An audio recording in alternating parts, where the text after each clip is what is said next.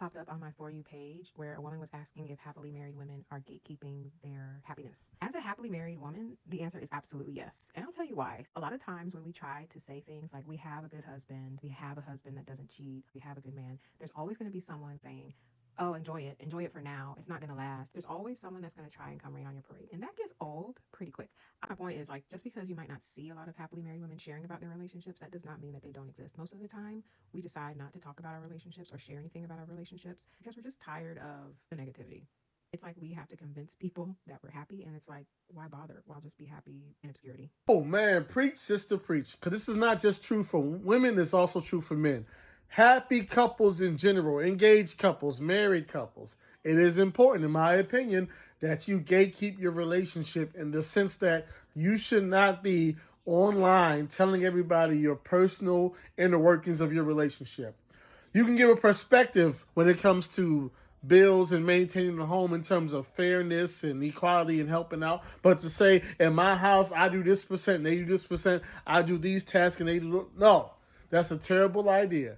You do not want to be online sharing specifics about your relationship because you have to understand that 26% of black women are married and like 34% of black men are married. So the overwhelming majority of black America are not married, and a large percentage of those people are not even in happy situations that they actually want to be in. So what does that mean? That means that there's going to be a whole lot of people looking for something wrong with what you say.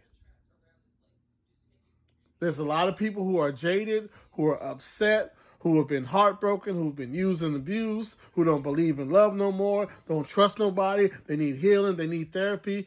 And so the last thing they want to hear, I know it sounds crazy, but the last thing people in that position want to hear is about you and your happy, successful relationship.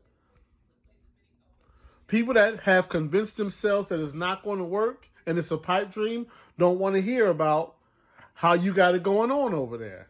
And so what they're going to do 10 times out of 10 is find something wrong with your situation.